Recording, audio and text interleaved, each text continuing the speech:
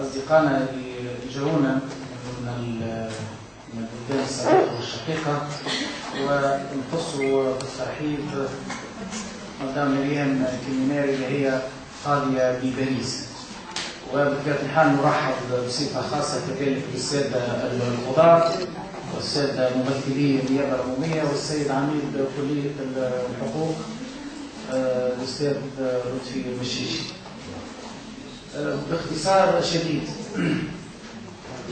يعني لو أنه يطلب مني أن ألخص في جملة واحدة الهدف من تنظيم الهيئة الوطنية لهذا الملتقى الدولي حول جرائم الانترنت، فإني نلخصه بالتالي. نحن في تونس أحرار تونس وحقوقي تونس، الانترنت كان أبرز حليف لنا في مقاومة الدكتاتورية والاستبداد. فبالتالي الانترنت كنا ولا نزال نعتبره حليفنا وصديقنا كي باش نبسط الأمور. فنحن نريد أن هذا الحلف وهذه الصداقة وهذه العلاقة الحميمية بيننا وبين الانترنت أنها تتواصل ما بعد 14 جانفي. بحكم اللي ما لاحظناه أنه خلال الأشهر أو خلال السنتين الماضيتين من جملة الانفلاتات اللي شهدتها في بلادنا هو انفلات على مستوى الشبكة العنكبوتية.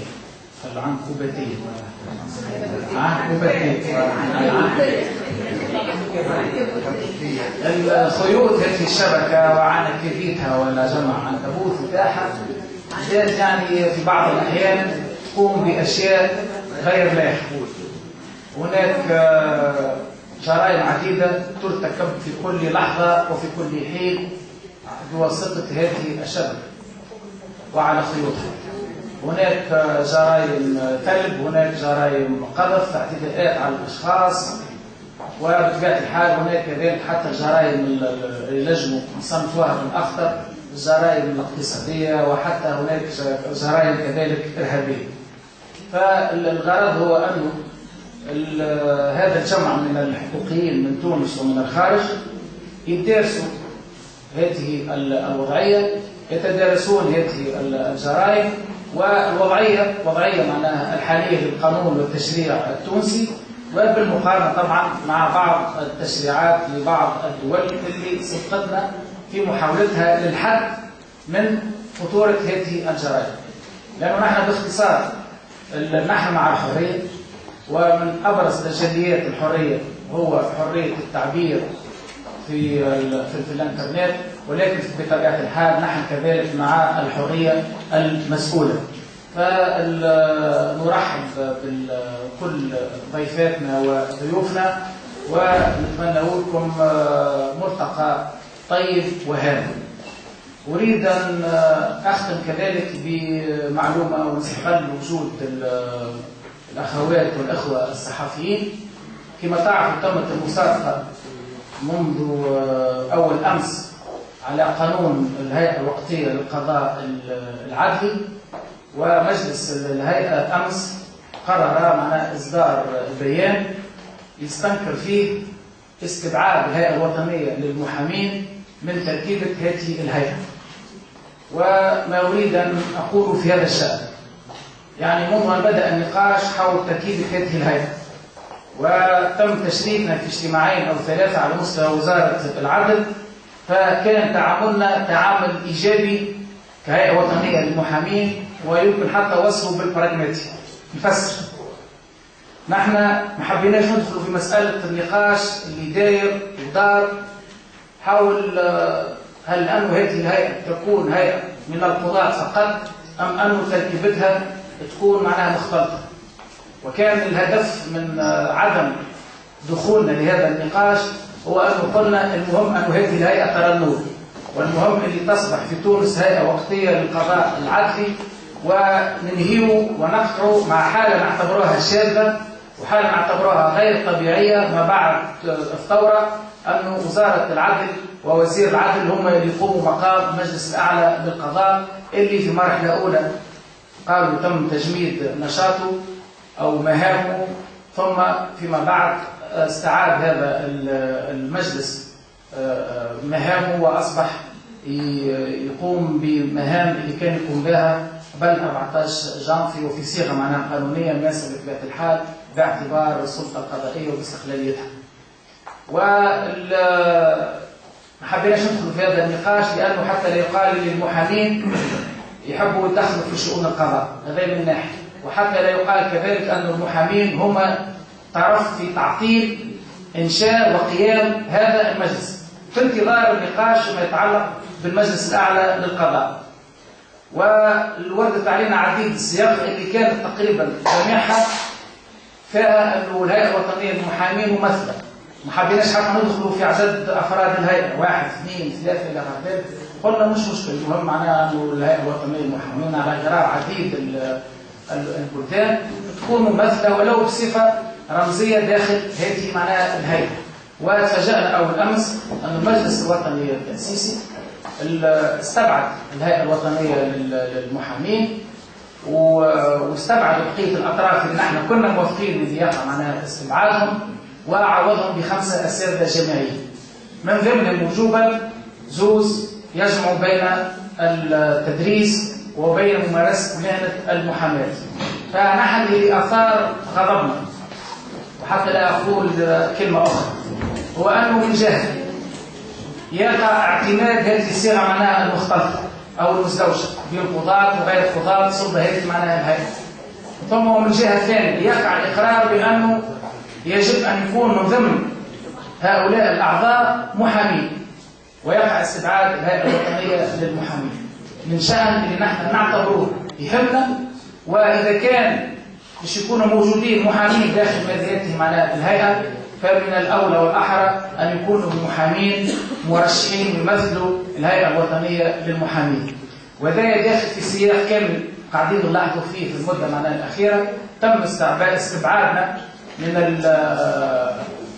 الهيئة المتعلقة بالانتخابات، في حين قبل كانت الهيئة معناها موجودة. تم استبعادنا من مشروع اللجنة أو الهيئة الوقتية المهتمة بمسار العدالة الانتقالية، واليوم يتم استبعادنا من الهيئة الوقتية الخاصة بتسيير قضاء معناها العدل.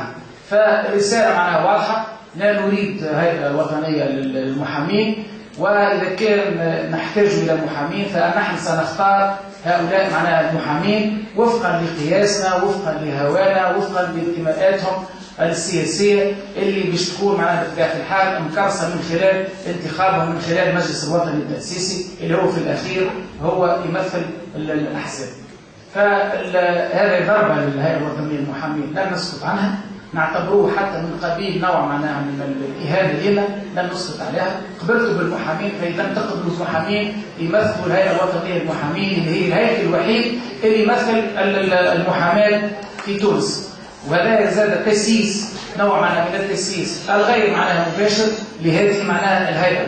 وأنا من هذا المنبر يعني نعيب على المجلس الوطني التأسيسي بصفة معناها خاصة، ونعيب على زميلاتنا وزملائنا المحامين اللي عددهم يناهز معناها 40 اللي ولا واحد فيهم تكلم وأثار هذه النقطة، وجميعهم يعلم هم بالذات كمحامين اللي وصولهم إلى هذه معناها المكانة داخل المجلس الوطني التأسيسي وصلت أحزابهم en grande partie إلى دوار leur statut معناها الأفوكات. يعرفوا المحاماة حماتهم هما وأحزابهم من حركة النهضة إلى التكتل إلى السبيان إلى كل الأحزاب الموجودة داخل المجلس الوطني التأسيسي. كل هذه معناها الأحزاب تدين للمحاماة التونسية وتدين لهياكل مهنة المحاماة التونسية، لأنه نحن وقفنا ضد الاستبداد وقت بورقيبة ولا وقت بن علي، وخصوصا وقت معنا بن علي ما وقفناش كأفراد على غرار بعض القطاعات الأخرى. نحن وقفنا ضد الاستبداد كمحامين، وقفنا كهياكل محامين، وهذه الدار تشهد على اعتداءات اللي سلطت على هياكل المحامين عمداء واعضاء مجلس هيئه وطنيه للمحامين، واللي ما كانوش انذاك يعتدى عليهم لاغراض نقابيه ولا مسائل تهم المحاماه التونسيه ولا قوه المحامين التوانسه، لانهم وقفوا ضد معناها الاعتداءات على الحريات، وساندوا جمعيه القضاة، وساندوا استقلال السلطه القضائيه، وساندوا احرار وحرائر معناها تونس انذاك. فبالتالي نعتبرها كذلك ضربة منهم، ونقول لهم معناها اللي هم خيبوا أملنا، وبالتالي لن نسكت على هذا الموقف، وسيقع توجيه معناها رسائل لو لهم زميلاتنا معناها وزملائنا، وسنصدر بيان هو الآن باش يقع معناها توزيعه عليكم بعد معناها حين يتضمن موقف مجلس الهيئة الوطنية للمحامين الرافض، وسندعو المحامين إلى عدم التعامل مع هذه معناها الهيئة. وشكرا. ومباشرة الآن نبدأ في أشغال المحاضرة، ونمر الكلمة للأستاذ فرحات تومي اللي بهالمناسبة نجدد له شكري الخاص وشكر مجلس الهيئة الوطنية للمحامين على المجهود الجبار والهام والكبير اللي قاعد يقوم به، خاصة في إطار التكوين وفي إطار معناها تنشيط الدور بتاع التكوين اللي قاعد تقوم به الهيئة الوطنية للمحامين. وفرحات التومي هو مثال للمحامي اللي نحن نحبوه، المحامي اللي غير موجود في هيك المهنة، ولكن في نفس الوقت هو معناها تشوفوا فيه موجود ومخصص وقت ومخصص معناها حتى في بعض الأحيان أشياء أخرى غير معناها وقت ومكتب وإلى غير ذلك لخدمة معناها زميلاته وزملاته. بالله تحية خاصة.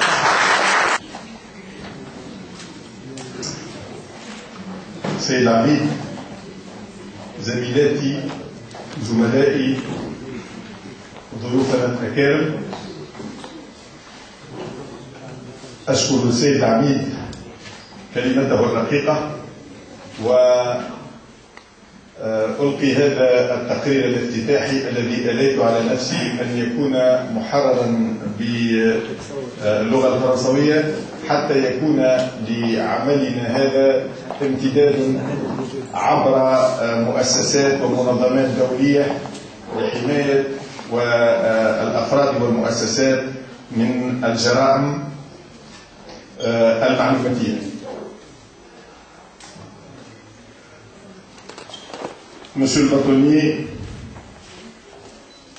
Mesdames, Messieurs les invités, consoeurs et confrères, la cybercriminalité est devenue en Tunisie post-révolutionnaire un thème récurrent, une préoccupation aussi bien pour les institutions que pour les responsables politiques de toutes les citoyennes et citoyens.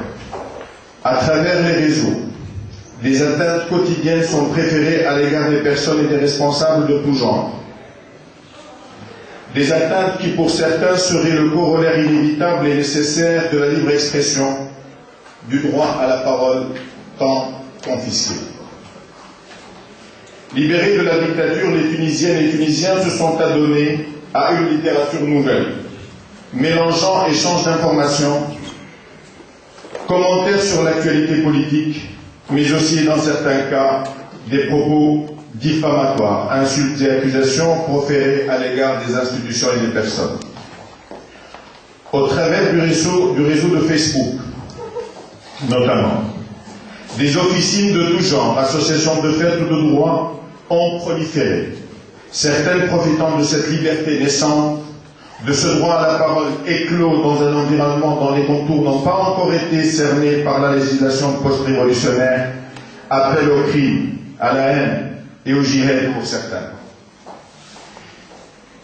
Si ces apologies du crime et ces diffamations avaient été commises dans le cadre de la presse écrite ou d'un discours public, il aurait été facilement répréhensible et le droit de tout un chacun aurait été protégé.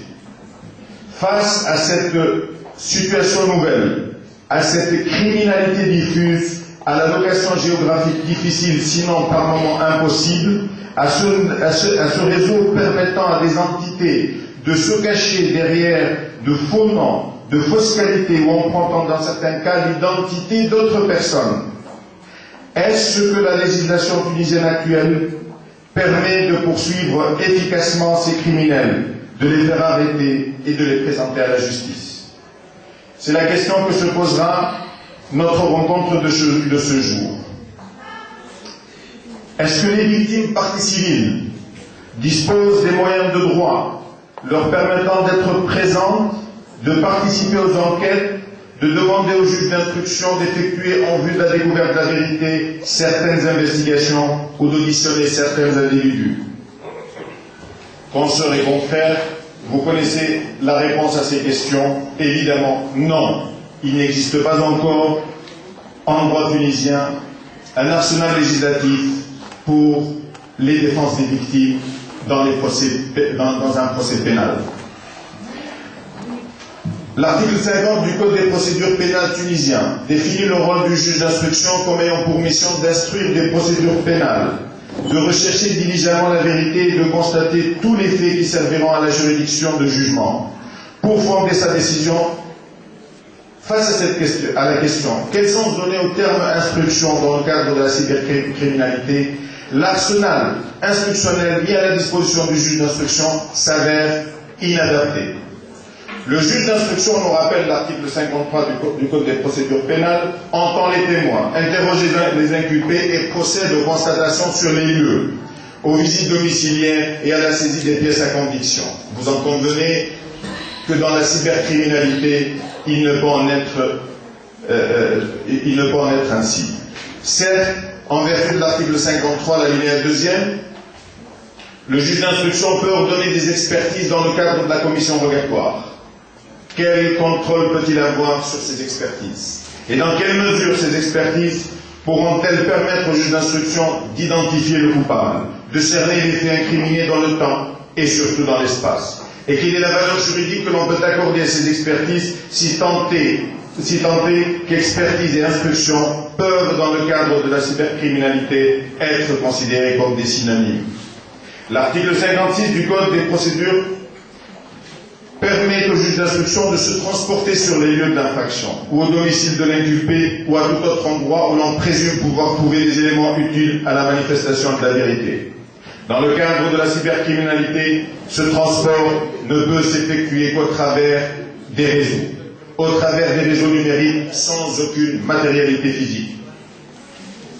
S'agissant de crimes transfrontaliers, le juge d'instruction ne peut commettre rogatoirement de juge d'instruction dans d'autres pays, ni demander l'assistance d'officiers de police judiciaire étrangers de manière rapide et efficace. Autant de problèmes qui peuvent rendre l'enquête et la preuve de l'infraction impossible à rapporter. Le réseau d'Internet a vu aussi la naissance d'infractions nouvelles, ne visant pas directement l'ordre public ni les personnes, mais la destruction ou la mise en service de systèmes informatiques et de données. Et c'est dans ce cadre que des institutions de plusieurs pays ont fait l'objet d'agressions. C'est le cas récurrent des agressions entre les États-Unis et la Chine. La dernière, en date, fut celle organisée à l'encontre de l'entité israélienne. En Tunisie, la loi du 2 août 99, loi 99-89, a intégré dans le code pénal tunisien deux articles nouveaux, l'article 199 bis et 199 ter. Ces deux articles ont été spécialement conçus pour la lutte contre les agressions contre les systèmes informatiques et bases de données. Et puni quiconque frauduleusement aura accédé ou se sera maintenu en tout ou partie dans un système de traitement automatisé de données. L'altération, la destruction du fonctionnement des données existantes dans les systèmes indiqués porte la peine de 2 mois à 1 an et d'une amende de 2000 dinars pour le premier cas, au double pour le deuxième cas. Vous en convenez que du temps de Ben Ali, ce sont des institutions publiques qui s'introduisaient dans les comptes et dans les bases de données impuniment parce que le texte ne permettait pas de poursuivre les entités publiques et ne réprimer que les agissements des personnes physiques.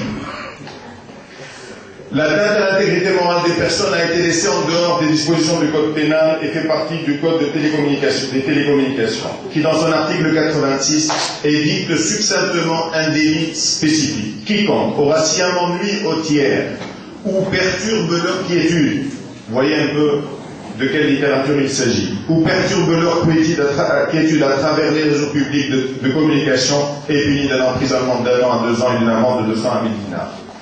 Le Code des obligations et des contrats, dans sa révision de 2000, a donné une base légale à ce qui est convenu d'appeler un document électronique. Ainsi, la loi du 13 juin 2000, loi 2057, a intégré dans le Code des obligations et des contrats l'article 453 bis, qui définit le document électronique comme étant un écrit composé d'un ensemble de lettres et de chiffres ou d'autres signes numériques, y compris celui qui est échangé par les moyens de communication, à condition qu'il soit d'un contenu intelligible et archivé sur un support électronique qui en garantit la lecture. Ainsi, sont considérés au rang de l'écrit des messages, chiffres et signes échangés par les moyens de communication, à condition qu'ils soient intelligibles pour qu'on puisse en déterminer le caractère criminogène.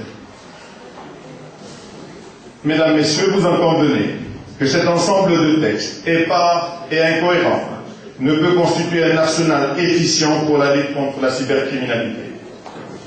Ainsi, ce criminel des temps modernes pourra pirater des données, s'incruster dans des bases de données ou des systèmes informatiques, diffuser des images attentatoires à la pudeur, constituer des réseaux de pédophilie, commettre des accès non autorisés à des services financiers en ligne, commettre des délits portant de nouvelles appellations telles que le phishing, l'hameçonnage, sans pouvoir facilement être identifiés. Cette panoplie grandissante d'atteinte au système numérique et à l'ordre public peut être circonscrite au niveau des États sans jamais être efficacement combattue, le délinquant pouvant commettre ces délits dans différents endroits et pays, d'où la nécessité de concevoir des moyens d'instruction nouveaux et un système international de poursuite, de localisation et d'arrestation de ces criminels. Le seul moyen actuellement disponible s'avère Interpol, organe international de lutte contre la criminalité transfrontalière.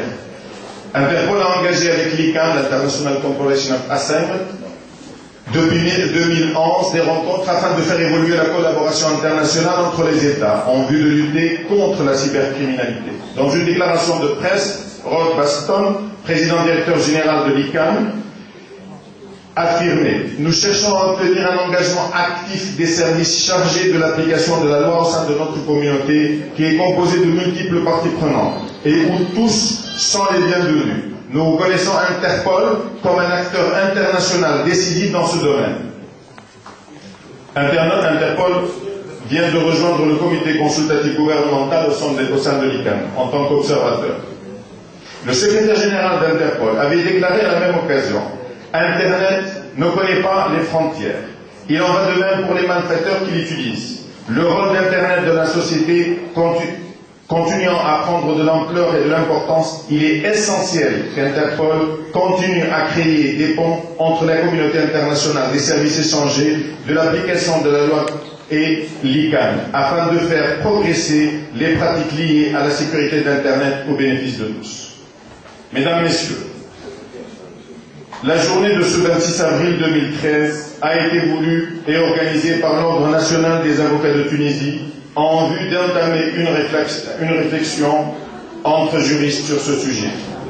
Notre confrère et bâtonnier, Maître Sopetvi, en me confiant la charge de réviser ces quelques lignes et de participer à l'organisation de cette journée, avait insisté pour que les avocats tunisiens adhèrent à un travail de réflexion, afin que l'on puisse en Tunisie aboutir à mettre en place certaines règles de gouvernance des réseaux sociaux et de l'Internet, ne serait-ce qu'au niveau de notre petit pays.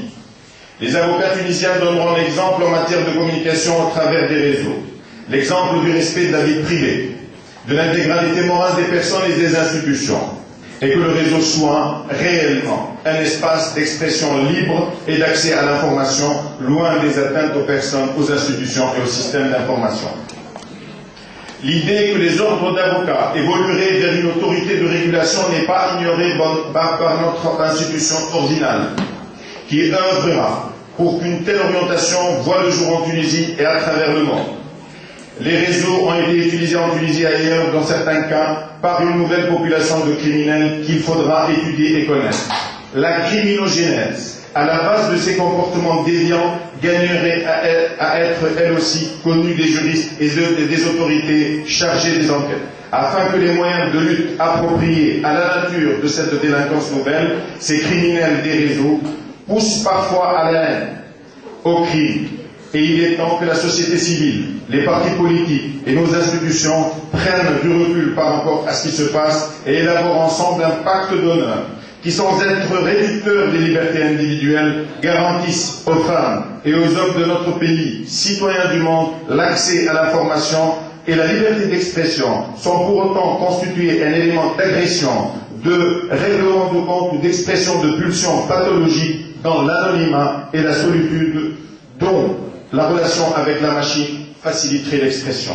Cette journée, mesdames, messieurs, consoeurs et confrères, annonce une réflexion des juristes de notre pays sur cette criminalité nouvelle, afin qu'Internet et les réseaux sociaux soient, comme l'a voulu l'Organisation des Nations Unies, un outil nécessaire pour la réalisation des droits de l'homme, permettant de lutter contre l'inégalité et contribuer au développement humain. Je vous remercie. Je vais céder la parole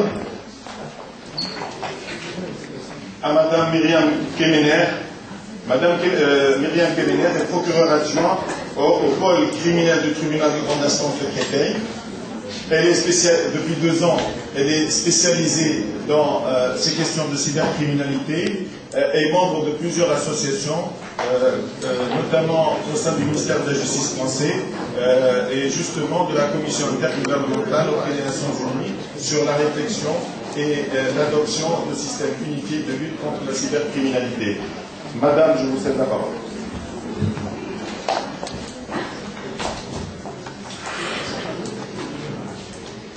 Bonjour à tous, Monsieur le bâtonnier, Maître Toumi, Mesdames et Messieurs les membres du barreau. Tout d'abord, je tiens vivement à vous remercier de votre invitation. J'y suis vraiment très sensible et je me fais aussi le messager de Madame le bâtonnier de Paris, Christiane Ferrachous, qui aurait voulu aussi être présente, mais malheureusement son agenda l'a conduit en Allemagne depuis hier.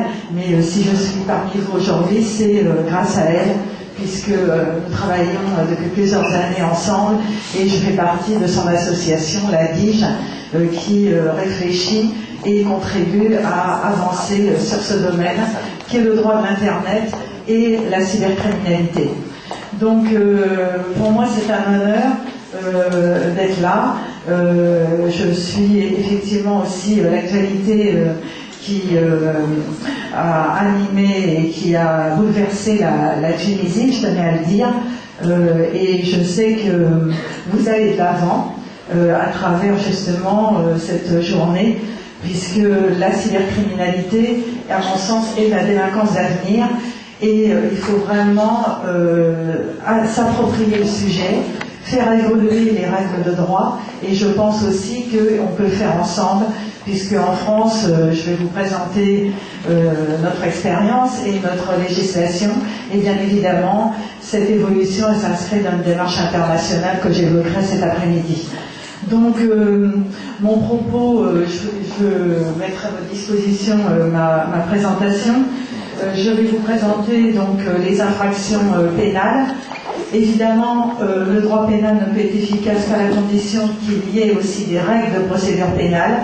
Vous avez parlé à l'instant, Maître Toumi, vous avez parlé du juge d'instruction. Je vous parlerai également des moyens d'investigation avant l'ouverture d'information. On a des possibilités grâce à d'ailleurs maintenant des officiers de police judiciaire qui se spécialisent dans ce domaine. Donc je vous propose des difficultés pour appréhender la cybercriminalité, c'est déjà qu'il n'y a pas d'unique définition et il y en a plusieurs. Donc pour avoir travaillé auprès de l'ONU qui a lancé une enquête pour définir la notion même de cybercriminalité, on s'est rendu compte qu'au bout d'une semaine, on avait, suivant les pays, suivant les tendances, des conceptions différentes de la définition même de la cybercriminalité, plus ou moins astreinte. Donc moi je vous propose la définition de la Commission européenne, c'est à la fois les infractions qui visent les réseaux informatiques, Maître Toumi en a parlé à l'instant, c'est également, on a une conception assez large en France, on considère que c'est aussi les infractions traditionnelles, je pense aux escroqueries, aux fraudes, à l'usurpation d'identité. On considère également que ces infractions doivent être démultipliées par le recours aux réseaux numériques, je pense par exemple au spam, qui permettent de commettre des escroqueries. Également, parfois il y a une troisième catégorie qu'on pourrait mettre dans la seconde, c'est les infractions de contenu et les infractions, par exemple, de pédophilie via Internet, et également de racisme, xénophobie, tout ce qui est contentieux de la presse.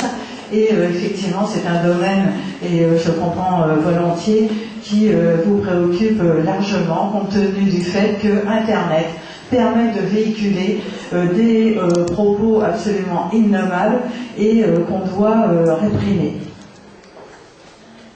Donc, effectivement, on a parlé de multiples structures, multiples textes, c'est le cas en France, puisque je vous ai fait ce petit schéma pour simplifier les choses. Nous avons des textes évidemment dans le code pénal, nous en avons également dans le code de la propriété intellectuelle, dans le code des postes et télécommunications. La loi de la presse s'applique aussi à Internet, et donc certains disent actuellement, y compris pas mal d'avocats, qu'on va peut-être s'acheminer vers un code du numérique. Donc nous aussi, on est en cheminement par rapport à ce domaine. Mais ce schéma vous montre bien que parfois il y a certaines infractions qui ne sont pas encore très souvent utilisées parce qu'elles sont au détour d'un texte qui n'est pas forcément dans le code pénal. Alors, depuis, on constate une évolution. Nous avons deux textes majeurs. En 78, la loi informatique et liberté, vous la connaissez certainement, qui considérait que l'ordinateur pouvait attenter aux libertés individuelles avec des infractions comme la collecte illégale de données, etc. Nous avons une loi majeure en 88, ce qu'on appelle la loi Godefroy d'Union du parlementaire, qui a créé ce texte et qui réprime, je vais vous les présenter, toutes les infractions qui visent les réseaux informatiques, comme maintien frauduleux, par exemple des dénis de service, on va les réprimer à travers ces textes. Et depuis ensuite 2000, nous avons en minimum une loi par an, et on peut dire qu'il y a avant les attentats du 11 septembre et après. C'est sûr que ça a été un électrochoc mondial, ces attentats, et la plupart des pays ont modifié leur législation, en particulier pour conserver, fixer une durée de conservation de données. En France, c'est 1 an. Et c'est assez fondamental. Vous parliez à l'instant, maître d'investigation. Est-ce que j'ai instruction peut aller faire des investigations pour récupérer des éléments de preuve? C'est tout à fait fondamental. Et donc en France, les données sont conservées par les prestataires techniques pendant 1 an. Donc c'est un peu une course contre la montre de mener à bien une procédure.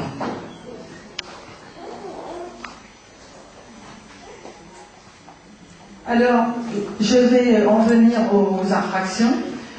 Évidemment, les infractions servent de base légale à la répression de la cybercriminalité. Donc, en France, nous avons un système qui a adapté les infractions classiques à l'environnement numérique.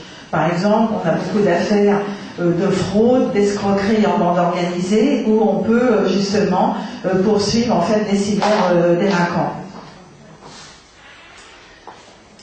Donc cette loi informatique et liberté est appliquée, elle date de 78, modifiée en 2004, et cette loi a créé un organisme, je sais qu'en Tunisie vous avez cet organisme équivalent, qui s'appelle la Commission nationale informatique et liberté. Donc cette commission a un rôle évidemment de vigie par rapport aux libertés individuelles, elle a également un pouvoir de sanction, et s'inscrit sur l'ensemble des problématiques nouvelles. Récemment, la CNIL s'est intéressée par exemple au cloud computing. Évidemment, c'est les données qui sont hébergées dans un nuage, donc on a une difficulté de localisation des données. Voilà les infractions informatiques que nous avons. Je sais que vous avez la plupart de ces infractions également. Donc l'accès frauduleux, le maintien, l'entrave et la participation à un groupe de personnes en vue de préparer les infractions informatiques, c'est la transposition d'associations de malfaiteurs au réseau numérique. Voilà, donc nous avons des peines évidemment principales, des peines complémentaires, c'est des interdictions, c'est également l'affichage, la publication, par exemple, quand les personnes sont condamnées, la condamnation va être mise en ligne. Et je peux vous dire que ça fait beaucoup d'effets et c'est assez dissuasif. Alors, la cybercriminalité, évidemment, vous avez parlé en introduction et c'est une grosse préoccupation, c'est justement éviter des propos haineux. C'est aussi, j'ai vu ce matin, j'ai regardé un petit peu l'actualité en Tunisie et nous sommes confrontés aussi à ces problèmes. C'est de plus en plus des sites à caractère terroriste qui vise à recruter et à former en ligne des personnes qui sont contactées grâce à Internet, donc c'est une préoccupation extrêmement importante. Et il y a également toute la problématique, surtout quand on connaît des difficultés économiques, c'est par exemple des entreprises qui vont se faire pirater, qui vont se faire prendre leurs données. Et les premières victimes, il faut savoir, de la cybercriminalité, ça a été les banques et les assurances. Et que font les cyberdélinquants? Ils veulent récupérer des données qu'ils peuvent après revendre sur des forums. Et même si on n'est plus en période de solde, ces données sont plus ou moins chères suivant leur fraîcheur, en fait. Donc il y a des forums où vous pouvez récupérer des données bancaires avec les codes et après c'est réutilisé dans un circuit parallèle et c'est extrêmement dangereux à un moment où, par exemple, le e-commerce se développe.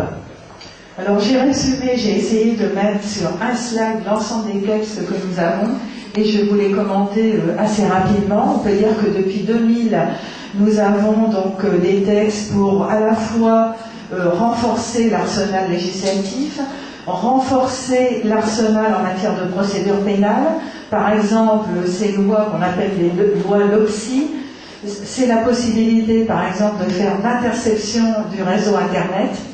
C'est également la possibilité de faire des copies du disque dur pour éviter que l'entreprise soit privée de son matériel informatique. On peut faire des copies pour rassembler les preuves. Ensuite, en 2004, nous avons deux lois majeures. Une loi qui a adapté la justice aux évolutions de la cybercriminalité, qui a créé par exemple des juridictions interrégionales spécialisées qui permettent justement de renforcer les moyens de la lutte contre la cybercriminalité. L'autre loi extrêmement importante, c'est la loi du 21 juin 2004, qu'on appelle la LCEN, la loi pour la confiance dans l'économie numérique. Et cette loi, comme son nom l'indique, vise à renforcer la confiance dans l'économie numérique, mais il y a tout un chapitre sur la lutte contre la cybercriminalité. Cette loi elle est fondamentale parce qu'elle va définir un statut de responsabilité pour les prestataires techniques. Donc, c'est-à-dire les fournisseurs d'hébergement, les fournisseurs d'accès au réseau Internet. Et la concrétisation de cette responsabilité, c'est-à-dire que la responsabilité va être mise en cause à partir du moment où on leur notifie que sur leur tuyau, pour faire simple, des infractions pénales se commettent. Et à partir du moment où ils en ont connaissance, s'ils ne signalent pas ces infractions aux autorités administratives ou judiciaires, ils peuvent faire l'objet de poursuites à la fois pénales et leur responsabilité civile peut être mise en cause. Et depuis, donc, par exemple, la plupart des services des prestataires techniques ont des services qui sont chargés de répondre aux réquisitions judiciaires. Et on a travaillé, on a des accords de coopération avec les prestataires techniques, et je pense que c'est une piste tout à fait intéressante pour vous, puisque en Tunisie, je sais que vous êtes en train de réfléchir à la modification de la législation, et une coopération publique-privée est tout à fait essentielle pour rassembler les preuves numériques. Donc ensuite, j'ai simplifié, 2006, je vous ai mis cette loi, puisque c'est une loi de lutte contre le terrorisme qui assimile les prestataires, par exemple les administrateurs de bornes Wi-Fi et les cybercafés, à des prestataires techniques soumis à une obligation de conservation de données. Donc c'est très important, vous le savez, on l'a remarqué, pas mal de terroristes d'ailleurs, pensant justement échanger complètement à l'abri des services d'enquête, des services de police, vont échanger de cybercafés. Et maintenant, les cybercafés en France sont soumis à une obligation de conservation de données et aussi tous les administrateurs de bornes Wi-Fi. Donc ça, c'est une avancée extrêmement importante dans l'arsenal français. Également, je vous ai mentionné, alors j'en ai mis qu'une, mais il y a eu 3 lois en 2007, le 5 mars, même jour d'ailleurs, et c'est la possibilité de créer des cyberpatrouilles, c'est-à-dire en matière de lutte contre la pédophilie via Internet. Des officiers de police judiciaire vont se faire passer pour mineurs pour rentrer en contact avec des personnes soupçonnées de commettre des infractions au préjudice des mineurs. C'est ce qu'on appelle une forme d'infiltration numérique. Ensuite, nous avons, je passe assez rapidement parce que ça fait beaucoup de bruit en France, les lois Adopi, il y a eu beaucoup de discussions, et c'était réprimer le téléchargement illégal. Et donc il y a eu la création d'une contravention de 5e classe, c'est-à-dire une petite infraction, punie d'une peine d'amende pour la négligence caractérisée. En fait, on veut responsabiliser les internautes pour justement ne pas télécharger illégalement. Ensuite, nous avons eu une loi pour réglementer les jeux en ligne, avec la création d'une autorité de régulation des jeux en ligne, qui permet aussi d'agréer des sociétés qui font le commerce de jeux en ligne, et c'est aussi des incidences fiscales. Ça permet à la France de récupérer des impôts, c'est bien utile en période de crise, et en fait réduire aussi le développement du blanchiment d'argent via des sites de jeux en ligne illégaux. Ensuite, nous avons une loi qui a fait aussi beaucoup de bruit. C'est une loi qui s'appelle la LOPSI 2, qui a créé différents moyens d'investigation renforcés, les infiltrations numériques, et également une nouvelle infraction, c'est l'usurpation d'identité en ligne, qui permet par exemple de réprimer les faux profils via les réseaux sociaux comme Facebook. Voilà, alors le panorama est assez complexe, c'est pour ça que j'ai un peu simplifié avec des slides. On a un panorama et un arsenal d'infractions qui permet de réprimer la plupart des agissements, aussi bien la contrefaçon, on a de plus en plus d'affaires de contrefaçon de médicaments, souvent c'est vraiment du poison qui est vendu par Internet. Donc c'est extrêmement important de sensibiliser les internautes à ces problèmes. On a également tout ce qui est l'usurpation d'identité en ligne, comme je l'indiquais, également des atteintes comme les dénis de service, c'est-à-dire les attaques informatiques qui vont paralyser les serveurs d'entreprise, qui vont bloquer des systèmes de traitement automatisé de données, et c'est extrêmement préoccupant, et ça a des incidences financières extrêmement graves pour les entreprises et les institutions, puisque vous le savez, toutes les entreprises, mais aussi les ministères, on a le cas en France, le ministère de l'économie et des finances s'est fait pirater avec l'envoi d'un logiciel malveillant, un cheval de Troie qui avait été envoyé dans une pièce jointe. Alors on a tout un débat, c'est intéressant, je ne sais pas comment ça se passe en Tunisie, concernant le vol d'informations. Pour l'instant, on peut réprimer le vol d'électricité, et actuellement il y a un débat entre juristes. J'essaie de tenir les délais, j'espère que je n'ai pas dépassé mon temps de parole. Donc le vol d'informations, dans certaines procédures, le vol, à partir du moment où le support est également récupéré, c'est par exemple une clé USB, on retient le vol d'informations, puisque les informations, c'est souvent le patrimoine informationnel d'une entreprise.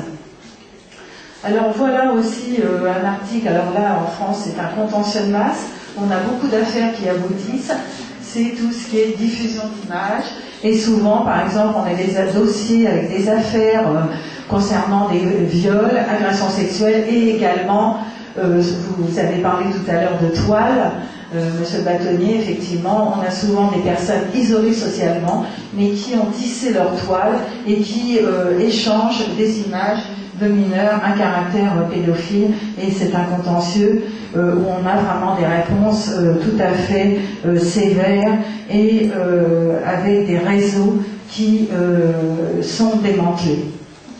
C'est une circonstance aggravante aussi.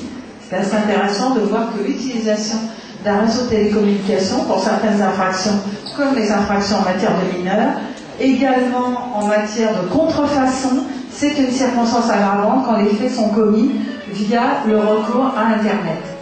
Voilà, donc j'ai pris aussi quelques exemples. Le phishing, la traduction juridique, c'est l'escroquerie, parfois l'escroquerie en bande organisée. L'usurpation d'identité en ligne aussi, donc c'est une nouvelle infraction On commence à avoir des belles procédures. J'en ai eu récemment. C'était un salarié, un webmestre dans une entreprise qui a voulu se venger d'un autre salarié et qui avait créé un faux profil. Donc il a été poursuivi du chef de usurpation d'identité en ligne. De toute façon, je mettrai à votre disposition ma présentation, hein, donc je ne vais pas lire tous mes slides parce que j'en ai pas mal. On a beaucoup d'interrogations, c'est vrai qu'on est comme vous, on avance, on travaille ensemble de façon pluridisciplinaire, les magistrats, les universitaires, les avocats, les experts, parce que évidemment, au-delà des textes, il faut monter des procédures, il faut que l'institution judiciaire ait connaissance des infractions. Donc je vous ai mis justement un dispositif que nous avons, c'est le signalement des infractions avec une plateforme qui est gérée par l'Office central de lutte contre les infractions commises en lien avec les techniques de communication. Donc l'internaute peut signaler de façon anonyme s'il a connaissance d'une infraction. Donc c'est tout à fait intéressant comme dispositif. Donc c'est un office spécialisé en matière de lutte contre la cybercriminalité. Donc les entreprises de plus en plus déposent plainte, mais parfois hésitent parce qu'évidemment c'est avouer un petit peu ces difficultés. Je vais un petit peu accélérer au niveau des infractions et de la procédure pénale. Nous avons la possibilité de faire l'interception du réseau Internet. Donc, ça permet de recueillir la preuve. Donc on a rallongé, c'est avant la saisine d'un juge d'instruction. C'est intéressant, c'est le parquet, sous l'autorisation d'un juge des libertés et de la détention, qui va pouvoir faire de l'interception téléphonique ou du réseau Internet. On a la possibilité de capter des données aussi pour les infractions les plus graves, terrorisme, criminalité organisée. C'est un petit peu difficile à mettre en œuvre, c'est en cours de mise en œuvre en France. Donc voilà un petit peu le dispositif. Ce qui est fondamental, c'est de fixer une durée de conservation des données. Donc en France, c'est 1 an. Dans certains pays, c'est un peu moins. Aux États-Unis, c'est 90 jours. Et par exemple, en Allemagne, il n'y a pas de durée de conservation des données. Donc c'est ce que j'évoquerai cet après-midi, c'est cette difficulté et la nécessité d'harmoniser l'ensemble du dispositif.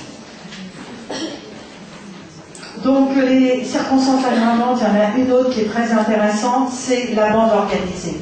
La bande organisée en France a été étendue au fil des années. Ça permet de mettre en des moyens supplémentaires. Par exemple, l'équipe commune d'enquête, un enquêteur français et étranger, ces 2 enquêteurs vont travailler ensemble. Et ça, c'est vraiment très intéressant, très positif. Et ça peut se faire quel que soit le pays. Mais il faut une autorisation du ministère de la Justice pour pouvoir mettre en œuvre ces équipes communes d'enquête. Autre dispositif pour les mineurs, c'est le blocage des sites. Alors il y a eu un débat, parce qu'évidemment, blocage des sites, certains disent, attention, c'est la censure. En fait, c'est très encadré par les textes. Ça concerne une liste d'infractions les plus graves, concernant par exemple les sites à caractère pédopornographique. Alors l'infiltration aussi est un moyen d'investigation extrêmement intéressant, qu'on a étendu, comme je sais que c'est une de vos préoccupations légitimes, tout comme nous d'ailleurs, c'est la possibilité de faire d'infiltration en matière d'apologie du terrorisme. Et nous avons des procédures qui ont abouti récemment, notamment à une personne qui avait été condamnée, c'est l'affaire dite du gang des barbares, qui avait tué une personne d'origine juive, torturée, et cette personne émettait des vidéos d'appel au terrorisme de sa cellule en France, et il a été poursuivi et à nouveau condamné sur la base de l'apologie du terrorisme. J'ai eu un cas juste avant de venir, avant de vous rencontrer aussi, c'est une personne qui envoyait des mails au niveau d'une entreprise, un site de laboratoire pharmaceutique basé en Algérie, Sanofi, et cette personne a inondé carrément le laboratoire de messages de haine, d'appels au terrorisme, etc. Cette personne a été condamnée à une peine d'emprisonnement ferme et n'a pas daigné se présenter à l'audience. Donc on a de plus en plus de procédures qui aboutissent et il faut vraiment être tenace, mais les choses évoluent tout à fait positivement. Alors, quelques éléments sur la jurisprudence pour terminer sur mon propos. C'est assez intéressant parce que la difficulté, c'est de rassembler la preuve. Donc, évidemment, il faut, par exemple, geler les données en temps réel. Et je vous ai mis quelques exemples de jurisprudence que nous avons. Nous avons beaucoup d'affaires de diffamation. Nous avons également des affaires où parfois on a des difficultés pour récupérer la preuve. Donc, d'où la nécessité de coopérer avec les services d'enquête. Nous avons effectivement aussi des affaires d'usurpation d'identité. Beaucoup, alors là c'est le cas d'une jurisprudence Twitter. Twitter ne voulait pas communiquer les données et en fait il y a eu une ordonnance intimant l'ordre à Twitter de communiquer les données. Les réseaux sociaux, effectivement, il y a des jurisprudences variées et évolutives. On considère qu'il n'y a pas d'injure publique quand le public est très restreint. Donc on a une jurisprudence qui se construit au fil du temps.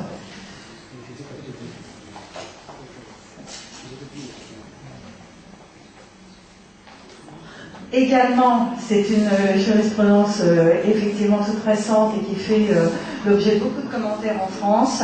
C'est le Internet dans le monde du travail. Et on a eu un cas, justement, c'était un salarié qui avait mis une clé USB dans l'ordinateur qui avait été mis à disposition par l'employeur. Et il y a eu des débats assez animés, d'ailleurs, au sujet de cette affaire. Et finalement, la chambre sociale de la Cour de cassation a considéré que l'employeur pouvait avoir accès au contenu d'une clé USB personnelle dans la mesure où elle était connectée à l'ordinateur fourni par l'employeur. Voilà, donc la jurisprudence se construit, le droit se construit, et je pense qu'effectivement, il faut qu'on travaille ensemble. C'est aussi tout l'intérêt de cette journée d'échange. Moi, je pense aussi, je travaille depuis 12 ans sur ce domaine, mais j'ai beaucoup à apprendre. Et quelques axes de travail, c'est la mise en cohérence des textes, c'est définir une politique pénale. Pour l'instant, en France, on a des textes, mais on n'a pas véritablement de politique pénale. Il faut renforcer la formation et également les moyens. Donc de plus en plus, on a des officiers de police judiciaire spécialisés. Les magistrats, pour l'instant, il n'y a pas de service spécialisé au niveau du ministère. C'est plutôt quelques magistrats qui sont passionnés. J'en fais partie. Donc je pense que ça aussi, ça va venir, ça va se construire. Il faut construire une chaîne pénale complète depuis la découverte des infractions, l'établissement de la procédure jusqu'au jugement. C'est tout à fait fondamental, et il faut renforcer la coopération publique-privée. C'est également tout à fait essentiel puisque la scène de crime, finalement, elle est déplacée, elle est dans le secteur privé. Alors, évidemment, j'ai passé ma présentation à Christiane Ferral-Schulz, comme chez il regrette de ne pas être parmi nous aujourd'hui, et je lui ai fait une petite publicité, à la fois pour son site, Cyberdroit, qui est actualisé systématiquement, qui mentionne la jurisprudence la plus récente, indépendamment de son ouvrage. Il y a ce site qui est une mine d'informations tout à fait essentielle et qui pourra aussi vous aider. Donc c'est aussi le petit message qu'elle voulait vous faire passer ce matin. Voilà, donc je vous remercie. Si vous avez des questions, j'y répondrai bien volontiers. Merci. Merci, madame.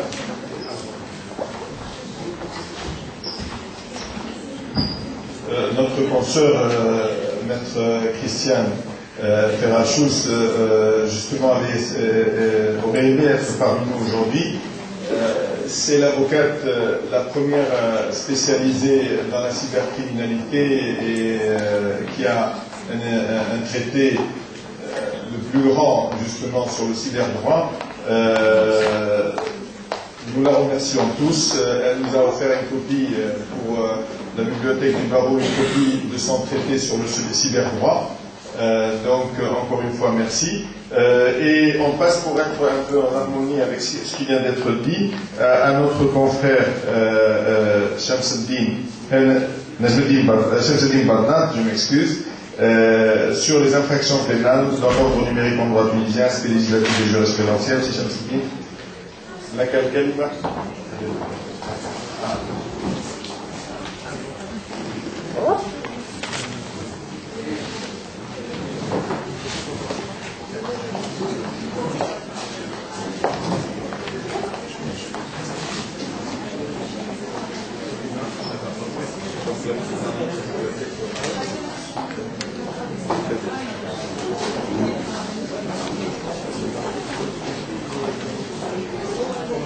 Merci, merci Monsieur le Président, merci pour cette invitation pour traiter d'un sujet extrêmement important, un sujet d'actualité qui, bien sûr, touche tout le monde et qui pose un certain nombre d'interrogations auxquelles, certainement, on est incapable de donner des réponses fermes et définitives. Donc, je vais traiter des infractions pénales dans le cyberespace, aspect juridique, jurisprudentiel, donc en Tunisie. Je commencerai par une déclaration qui a été faite en 1996 par Jean-Pierre Barlot, dans laquelle il dit: je déclare l'espace social que nous construisons naturellement indépendant des tyrannies que vous cherchez à nous imposer. Vos définitions légales ne s'appliquent pas à nous. Malheureusement, ce discours a été annoncé en 1996. Je pense qu'il est encore valable aujourd'hui pour les professionnels de la cyberdélinquance. Je ne parle pas des amateurs, mais pour les professionnels de la cyberdélinquance, ils peuvent toujours réclamer leur indépendance fictive, bien sûr. Alors, le problème donc, c'est que la cyberdélinquance défie le droit. Elle pose des problèmes au droit, et donc à nous de chercher les réponses et de voir comment réagir à ce fléau. Je vais donner une définition, bien sûr il y a beaucoup de définitions à la cyberdélinquance, mais la plus simple que je vois, c'est qui dit que la cyberdélinquance est une atteinte à un droit ou à un intérêt protégé par la loi, par le moyen d'un ordinateur, lequel pourrait être le moyen pour commettre le crime, l'infraction, ou bien un objet, c'est-à-dire la cible de l'infraction. Alors, je vais donner quelques chiffres pour donner une idée sur la gravité du phénomène. Par exemple, selon une étude de Nantes en 2012, elle dit que 65% des utilisateurs d'Internet sont victimes d'un cybercrime. Chaque seconde, il y a 18 internautes dans le monde qui sont victimes d'actes malveillants. Et dans le monde, il y a à peu près 600 millions de victimes par an. Le coût moyen par victime s'élève à peu près $197 par personne. Alors, quels sont les types d'attaques qui existent? Il y a des attaques contre les systèmes informatiques, par des virus, par des spams, etc. Il y a des attaques contre les données informatiques. C'est-à-dire, après avoir fait l'intrusion, on peut modifier, altérer, détruire les données existantes. Il y a aussi un troisième volet, c'est la diffusion de contenu illicite. Alors, on peut parler de trois aspects de cyberdélinquance selon le profil du cyberdélinquant, selon le motif. Il y a ce qu'on appelle le activisme. L'activisme, c'est-à-dire, c'est un mouvement d'activistes qui utilisent l'Internet pour diffuser un message ou bien pour défendre une cause quelconque. Il y a la cyberdélinquance proprement dit, c'est-à-dire des gens qui ont un seul but, c'est de commettre des crimes, par exemple des fraudes financières ou bien des attaques contre les systèmes. Il y a aussi un autre phénomène nouveau, c'est la cyberguerre. Alors, pour l'activisme, je vais citer l'exemple le plus récent, c'est l'opération Israël du 6 avril 2013, la plus récente, et qui a abouti à des dégâts énormes contre les infrastructures israéliennes, avec des pertes de près de 3 milliards de dollars, près de 100 000 sites qui ont été touchés, 40 000 comptes Facebook piratés, 5 000 comptes Twitter piratés et 30 000 comptes bancaires piratés. Donc les dégâts sont importants malgré qu'il n'y a pas beaucoup d'informations qui est diffusées sur ce propos. Alors, l'activisme a évolué avec le temps. Il a évolué et il est devenu une genre, donc, on est entré dans une phase de cyberguerre. c'est-à-dire que les internautes délinquants sont devenus des agents de guerre. Ils sont en train de perpétrer des attaques pour réaliser des objectifs donc, de guerre. Par exemple, il y a l'attaque de 2007 contre l'islamisme. Une attaque qui a été perpétrée par des pirates russes. Bien sûr, officiellement, on a connu que c'était des Russes, mais personne n'a pu démontrer ça officiellement, rien que parce qu'il y avait un problème politique entre la Russie et l'Estonie qui était ancienne colonie russe. Donc, il y a eu un problème, l'Estonie a voulu faire des réformes juridiques pour l'attribution de la nationalité pour justement rétablir l'équilibre de la population estonienne. Donc, il y a eu une réaction russe contre l'Estonie par une attaque d'une grande envergure par des pirates qui ont provoqué un déni de service de l'ensemble des sites et des serveurs de l'Estonie. Il y a une autre attaque qui a marqué une phase nouvelle dans l'évolution des attaques virales, les attaques de d'Internet. Ce sont les deux virus, les fameux virus Stuxnet et Flame, qui ont été des armes de guerre contre d'autres États. Par exemple, le Stuxnet était un virus qui était développé par les Américains dans une opération appelée Operation Olympic Games, et la cible c'était la centrale nucléaire de Bushehr en Iran. Et les conséquences de cette attaque, c'est la destruction de plusieurs serveurs et de l'infrastructure nucléaire dans cette centrale. Le virus Flame aussi, qui aurait coûté à Israël près de 100 millions de dollars selon Kaspersky, c'est un virus très destructeur et il a touché l'infrastructure nucléaire aussi de l'Iran. Donc, comme vous voyez, les virus et la cyberdélinquance est devenue une véritable arme de guerre et les pays ne cachent pas cette arme et parlent ouvertement sur l'utilisation des cyberdélinquants et des virus comme moyen de guerre pour arriver à des objectifs militaires. Bien sûr, beaucoup d'autres pays ont été la cible d'attaques de ce genre. Par exemple, la Chine, les États-Unis, la NASA aux États-Unis, le Pentagone a été l'objet de plusieurs attaques et qui ont abouti au piratage d'un certain nombre de données extrêmement sensibles. Vous voyez ici la carte des infections dans le monde. Et comme vous voyez, la zone, notre zone, c'est-à-dire l'Afrique du Nord, le Moyen-Orient, c'est la zone la plus touchée par les infections virales. Et donc ça donne une idée sur la gravité du problème et dans la situation extrêmement sensible dans laquelle on se trouve et qui nécessite de notre part une réaction très rapide et très sérieuse. Alors, qu'est-ce qu'on a préparé pour faire face à ce flux? Alors, il y a un cadre institutionnel qui a été réalisé depuis un certain temps, qui a été fait, donc notamment l'Agence nationale de sécurité informatique, qui est la première institution chargée pour signaler les attaques, et bien aussi pour investiguer, elle est réquisitionnée par la justice pour faire des investigations sur la cyberdélinquance.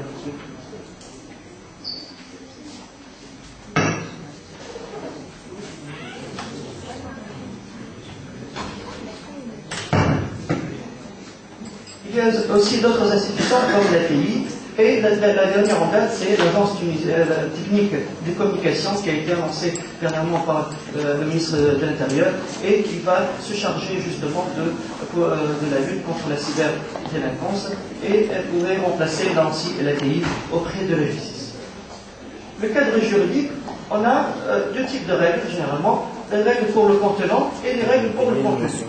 Pour le contenant, c'est-à-dire l'utilisation de l'infrastructure de communication pour des raisons de cyberdélinquance, et des règles pour le contenu pour réglementer le contenu diffusé sur les réseaux d'Internet. Alors, on a des textes spécifiques, notamment la loi 99-89 du août 1999 modifiant et complétant certains articles du Code pénal tunisien, et notamment les articles 172, 199 bis et 199 ter. Il y a aussi la loi numéro 5 de 2004 relative à la sécurité informatique. Il y a aussi d'autres textes qui sont relatifs au domaine de l'Internet et qui contiennent des chapitres ou bien des sections qui ont trait à la lutte contre la cyberdélinquance, notamment la loi 83 du 9 août 2000 relative aux échanges de commerce électronique. Il y a le Code de télécommunications et notamment son article 86. Il y a la loi organique 2004 relative à la protection des données à caractère personnel. Il y a aussi la loi 2005-51 relative au transfert électronique de fonds. Et le décret 3026-2008 du 15 septembre 2008 qui fixe les conditions générales d'exploitation des réseaux publics de télécommunications et qui impose entre autres aux opérateurs des télécommunications de coopérer avec les autorités publiques pour faire des investigations et des poursuites judiciaires. Il y a aussi des textes qui portent sur des crimes informatiques, mais qui ne sont pas forcément des textes spécifiques à la cyberdélinquance. Par exemple, la loi relative à la protection à la propriété littéraire et artistique de 1994, modifiée en 2009, qui ne parle pas de piratage des contenus relatifs à la propriété intellectuelle, mais qui interdit toute reproduction ou publication de contenus littéraires artistiques sans l'autorisation de son auteur, par tout moyen, y compris par les moyens électroniques. Donc, forcément, le texte s'applique au piratage informatique de contenus littéraires artistiques. Il y a aussi la loi de 2003 relative à la lutte contre le terrorisme, bien sûr, qui incrimine le terrorisme, même électronique. C'est-à-dire la définition du terrorisme inclut l'utilisation des moyens informatiques comme un instrument de terrorisme. Alors, est-il nécessaire d'avoir un cadre spécial pour la lutte contre la cyberdélinquance? Il y a en fait plusieurs règles qui sont applicables à la cyberdélinquance qui ne sont pas forcément spécifiques à ce type de crime. Il y a les règles relatives à la protection des droits de la personne, par exemple la protection de la dignité, la vie privée, contre la diffamation, la calomnie et l'injure, et les atteintes à l'ordre public et la morale publique. Donc toutes ces règles sont applicables, quel que soit le support dans lequel ces informations sont diffusées. Ce sont des règles qui réglementent le contenu de l'Internet et donc qui imposent un certain nombre de règles qui sont indépendantes du support dans lequel ces informations sont diffusées. Alors, la jurisprudence, la justice donc a réagi à ce crime informatique malgré le sentiment général que l'espace virtuel est un espace d'impunité, un espace de l'endroit. Malgré ça, il y a une certaine réaction. En fait, c'est ces réactions qui prouvent que lorsqu'on porte plainte contre des atteintes, notamment lorsque ces atteintes sont commises par des amateurs de la cyberdélinquance, notamment en ce qui concerne le contenu de l'Internet et spécialement les atteintes contre les droits de la personne, diffamation, etc. Donc, les affaires généralement aboutissent. Les affaires les plus difficiles sont les affaires qui portent sur la cyberdélinquance technique qui touche le support informatique lui-même, par exemple le piratage, l'intrusion et la destruction de données, sont des types de crimes qui sont plus difficiles à éluder.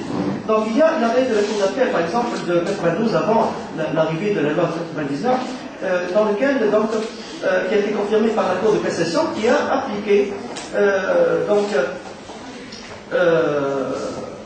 cette affaire, la Cour a appliqué les règles de la falsification contre les atteintes qui ont été effectuées par les agents de la banque BTK contre les données informatiques bancaires.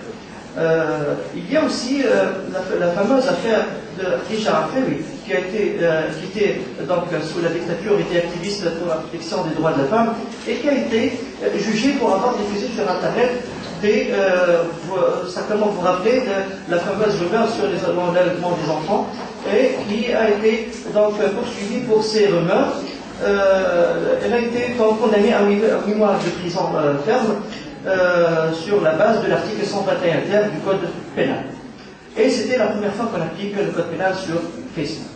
C'était en 2009. Alors, la question qui était posée à l'époque et qui a provoqué un débat, est-ce que Facebook constitue un espace privé ou bien un espace public? Alors, en fait, s'il s'agissait d'un espace privé, il y aurait peut-être une atteinte à la sécurité de la correspondance, telle que a été affirmée par l'article 9 de l'ancienne Constitution et l'article 85 du Code des communications et 253 du Code pénal. La réponse est venue de la France par la jurisprudence française qui, dans 2 jugements rendus en 19 novembre 2010, par les conseils de prud'homme de Bologne-Billancourt qui ont conclu qu'au caractère public des messages publiés sur un compte Facebook dont le mur était accessible aux amis et des amis. Donc, le critère pour parler du caractère public ou bien privé de Facebook, c'est le paramétrage du compte Facebook. C'est-à-dire, si le paramétrage aboutit à une publication qui pourrait être diffusée à un grand nombre de personnes, donc on peut parler d'un espace public. Si le nombre est restreint, donc on peut parler d'un espace privé, et la Cour de cassation française confirme dans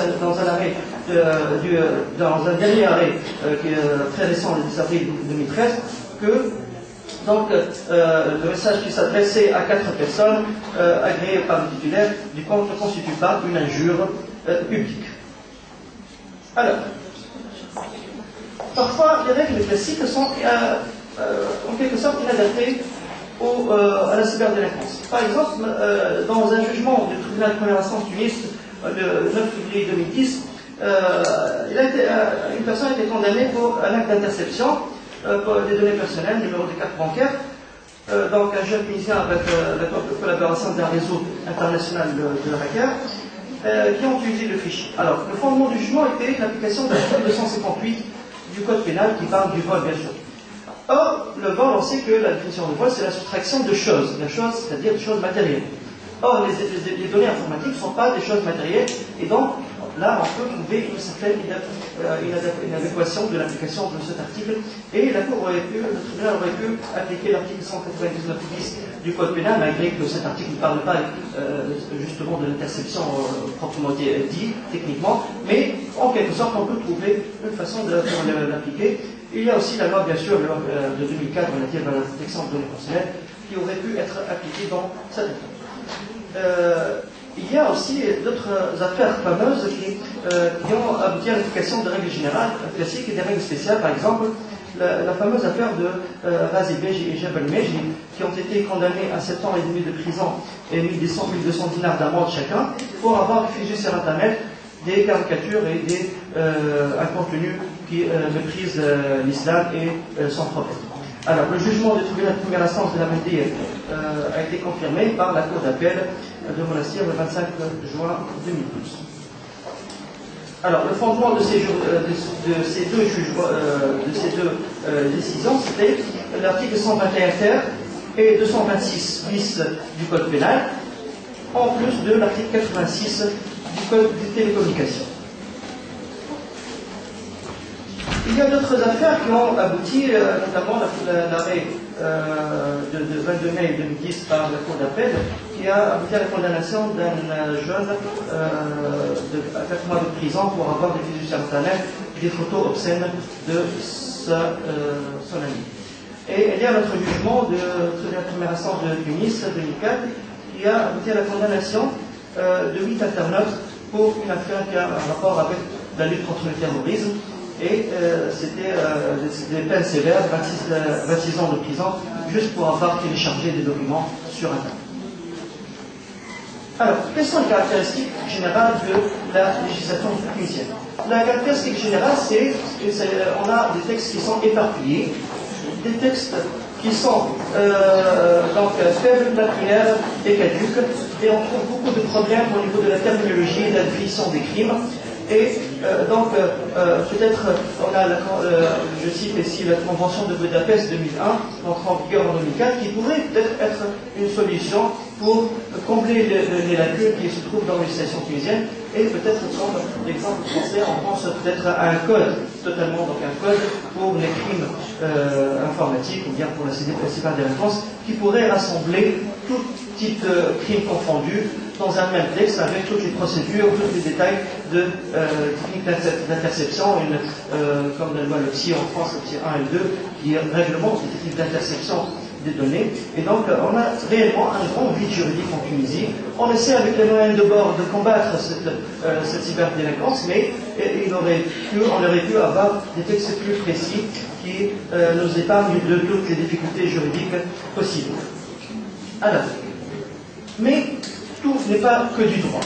Malheureusement, les solutions juridiques ne peuvent pas toujours donner une solution efficace et définitive à ce problème. C'est vrai que la réaction juridique est nécessaire et importante, mais malheureusement pour les professionnels de la cyberdélinquance, ils ne sont pas très concernés par ce qu'on fait aujourd'hui comme recherche au niveau du droit. Ils ont leur monde technique dans lequel ils travaillent jour et nuit, qui n'épargnent aucun effort pour trouver des solutions techniques pour échapper au contrôle qu'on fait sur eux. Alors, le problème essentiel au niveau du combat contre la cyberdélinquance, c'est un problème de preuve. C'est un problème de preuve. Alors, qu'est-ce qu'il faut pour avoir des preuves efficaces et valables? Il faut le respect de la présomption d'innocence, bien sûr. Il faut garantir un maximum d'intégrité et d'authenticité des preuves. Il faut apporter des preuves qui peuvent convaincre le juge. Il faut préparer et organiser et conserver les preuves dans des conditions exigées selon la loi. Alors, il faut aussi constater le fait au moment précis par des personnes compétentes. Dans le cadre juridique tunisien, les personnes qui peuvent constater les infractions pénales, bien sûr, on a la police judiciaire, mais aussi les agents assermentés qui appartiennent aux différents ministères concernés, le ministère de l'Intérieur, de la Culture, des Finances, beaucoup. Voilà. Donc, beaucoup de personnes qui sont habilitées à faire ce constat, mais est-ce qu'ils ont réellement la compétence technique pour constater ce genre de crime? J'ai quelques amis des techniciens informaticiens qui me disent que c'est un peu douteuse, donc leur compétence est un peu douteuse, et donc il est parfois difficile de constater les crimes comme il se doit. Parfois, on fait échapper la preuve par manque de compétences. Alors, quelles sont les origines de la difficulté? Notamment donc la possibilité d'agir anonymement sur Internet. Aussi le caractère transnational de l'Internet fait que le crime est diffus, il est ubique, donc il peut se trouver un peu partout dans le monde, le crime. La fugacité donc et l'ubiquité de crime sur Internet, la difficulté de production des preuves et le problème de la fiabilité de la preuve. Je donne un exemple, par exemple, donc, en 2009, la Cour de cassation française, dans un arrêt de 25 juin 2009, a considéré que la seule impression d'écran ne constitue pas une preuve. Et le tribunal de grande instance de Paris, dans un jugement récent du 10 avril 2013, elle a dit que si la preuve d'un fait juridique est libre, la réalité de la publication, tant dans son contenu que dans sa date et dans son caractère public, ne peut être établie par une simple impression de papier, c'est-à-dire impression d'écran. Alors,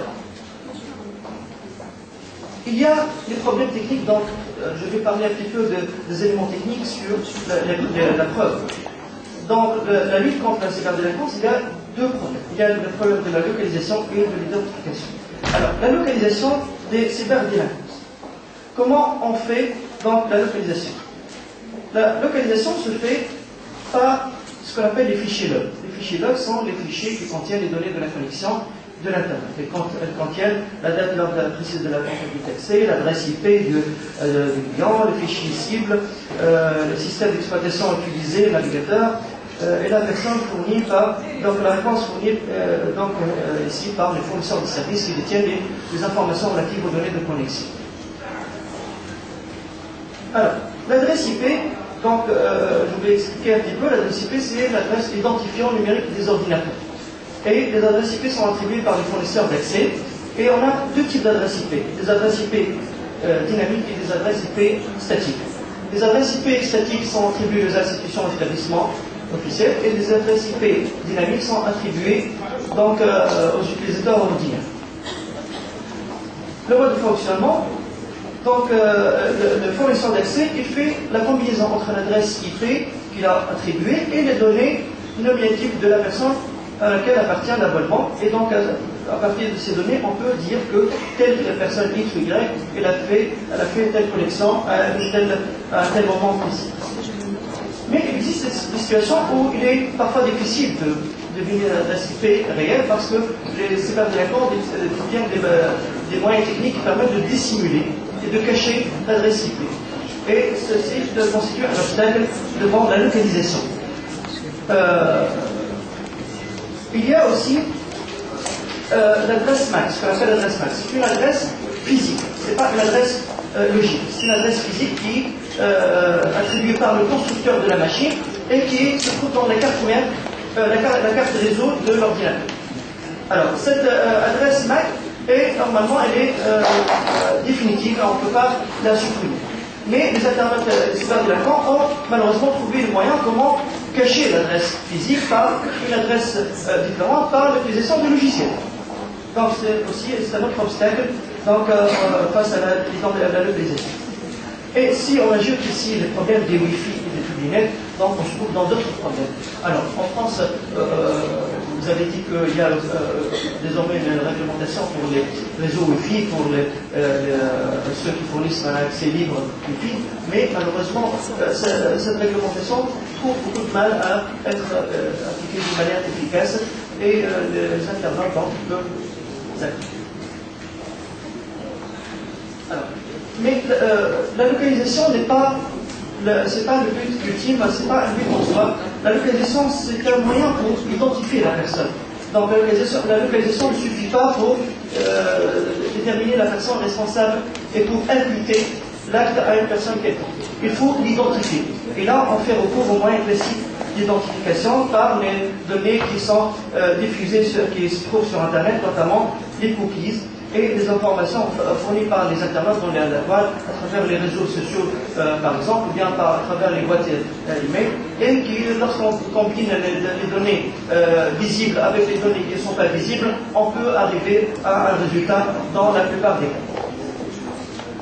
Alors, donc je ne vais pas parler davantage des éléments techniques, mais juste pour résumer, je vais dire qu'il y a un combat réel entre les internautes délinquants qui trouvent chaque jour des moyens techniques pour contourner la législation et bien sûr les techniciens qui essaient de les trouver, de les détecter, et donc c'est un combat technique. On peut dire qu'à côté donc, du combat juridique, il y a un combat réel technique, et si on arrive à réussir dans le combat technique, on peut mettre en œuvre le droit, et comme on dit, ce que le droit peut faire, ce que la technique peut faire, la technique peut le défaire. Et il faut donc l'association du côté juridique, du volet juridique avec le volet technique pour arriver à réaliser des résultats concrets. Voilà, je vous remercie.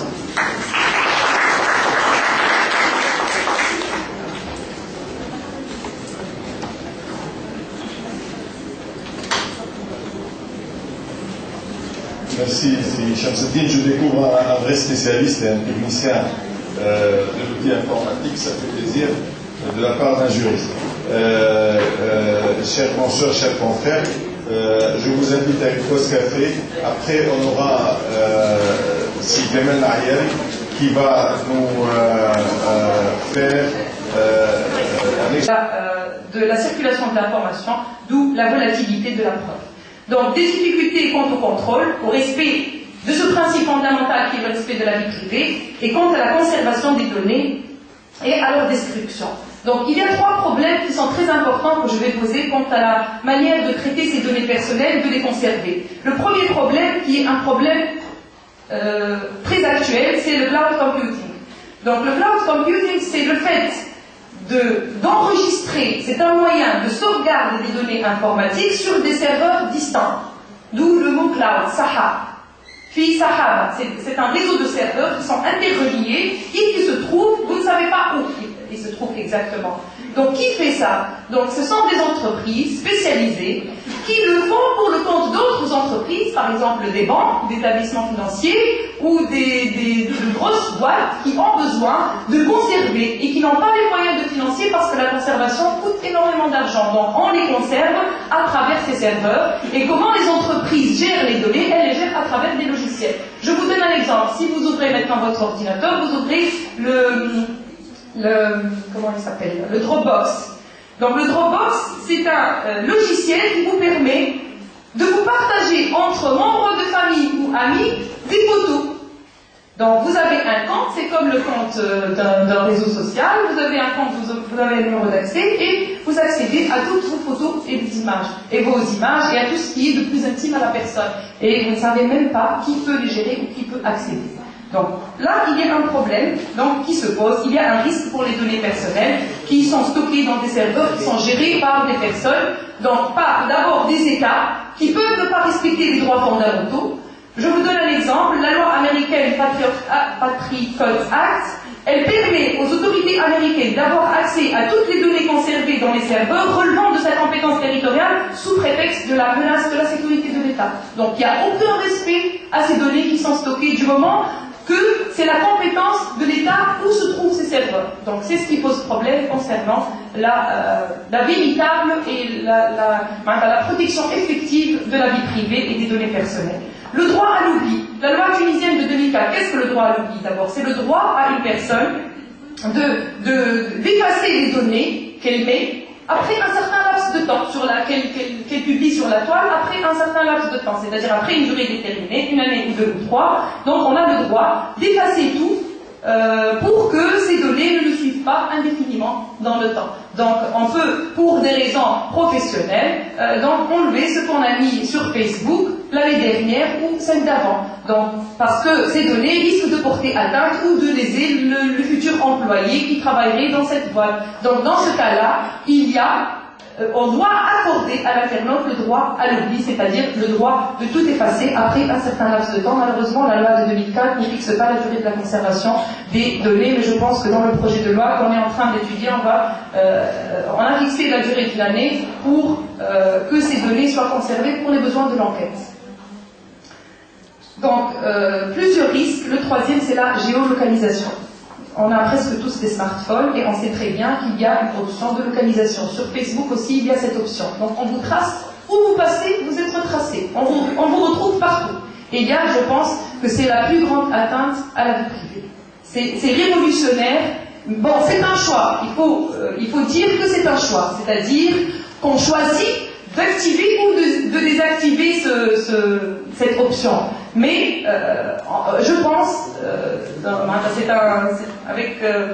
c'est un avis personnel que j'aimais, que les gens ne savent pas doser l'usage de ces options qui permettent ou qui vous permettent de commander le degré d'intimité ou le degré ou quand est-ce que vous allez ou quand est-ce que vous pouvez considérer que telle donnée est publique ou que telle donnée est privée et qu'elle vous appartient, vous ne pouvez pas divulguer à tout le monde.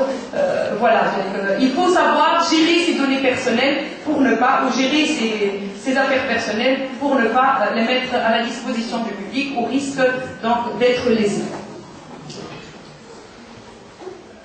Donc ça peut être un moyen légitime, cette géolocalisation, pour contrôler un enfant, pour contrôler un malade, tel que le GPS par exemple, où il y a des appareils qu'on met chez les malades qui ont l'Alzheimer et qu'on peut suivre un peu partout où ils passent pour les suivre, qu'ils ne se perdent pas, pour qu'ils retrouvent leur chemin de retour. Donc c'est un moyen illégitime. S'il est pour contrôler sa femme, ou inversement, ou encore si l'employeur contrôle son employé dans les limites raisonnables et sans abus, par exemple, en dehors des horaires de travail. Donc le traitement des données sensibles, donc je vais m'expliquer. La loi de 2004 définit les données sensibles. Elle considère comme données sensibles celles relatives aux origines raciales ou génétiques, les convictions religieuses, les opinions politiques, ainsi que philosophiques ou syndicales, ou encore celles relatives à la santé. Donc je me pose une question ici, est-ce que les données de santé et celles relatives au casier judiciaire sont protégées convenablement actuellement? Donc si vous ramenez maintenant tout de suite à l'instant le numéro de carte d'identité au guichet qu'on a au tribunal, vous pouvez avoir le fichier de listing d'une personne. Et je trouve que là c'est une entrave et une violation flagrante à la vie privée des personnes. Donc il faut revoir toute cette procédure et tout cet arsenal juridique, et il faut donc limiter l'accès aux personnes qui ont des besoins professionnels de demander cette.